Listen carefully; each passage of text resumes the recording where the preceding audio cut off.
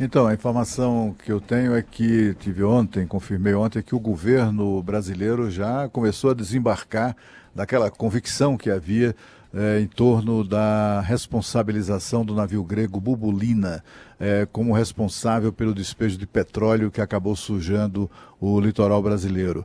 Os gregos continuam na lista de suspeitos, mas em nível muito reduzido. Os técnicos do IBAMA e do INPE, que sempre foram muito reticentes sobre aquele laudo da empresa, uma empresa daqui de Brasília, de tecnologia geoespacial, a REX, eles não avalizaram aquelas conclusões dessa empresa que foram adotadas pelos investigadores da Polícia Federal. Mas até agora as autoridades não conseguiram confirmar efetivamente a culpa desse navio grego no episódio, né?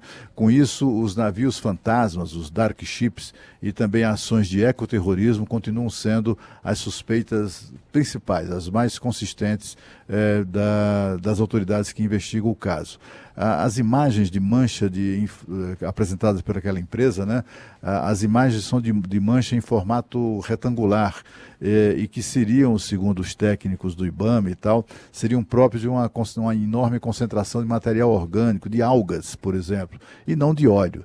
Esses técnicos também dizem que, no caso de despejo de navio, ele deixaria esse navio um enorme rastro, um rastro muito grande e muito, muito estreito, assim. É uma espécie de rastro mesmo. À medida que o navio vai despejando petróleo, ele se afasta do local e com aquilo vai criando aquele rastro. E não há nenhuma comprovação de que na rota do Bubulina de algum rastro nesse sentido. O que também deu a certeza de que o navio não tem nada a ver com isso é o fato de o comandante grego não haver desligado os equipamentos de localização. Porque, assim, se tivesse alguma coisa a esconder, a primeira coisa que esses caras fazem, que eles fazem, é exatamente apagar, por exemplo, o transponder, os radares, enfim, os equipamentos que podem permitir o rastreamento, localização do navio.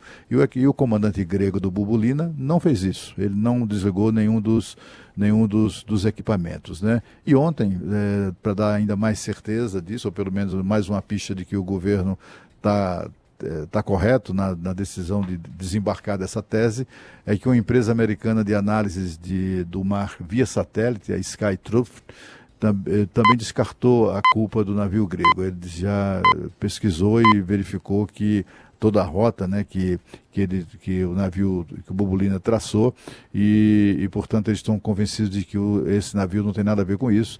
Há também uma pesquisa da Universidade Federal de Alagoas que aposta que esse petróleo foi despejado por um navio fantasma mesmo, desses navios que fazem transporte clandestino de petróleo venezuelano, sobretudo para a África. Ô, Cláudio, tem o Laboratório de Análise de Processamento de Imagens da Universidade Federal de Alagoas ajudou o governo a chegar a essa conclusão aí que você se refere. Conclusão parcial ainda, né?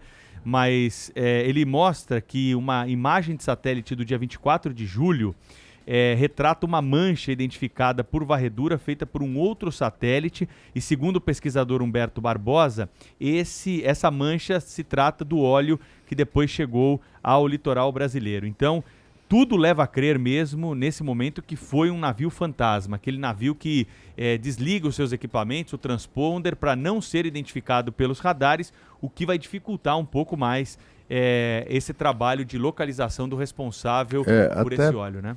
Até, Pedro, pela motivação, né? Porque eles podem ter feito isso de maneira criminosa, para realmente prejudicar o Brasil, prejudicar o nosso turismo, enfim, afetar de alguma maneira,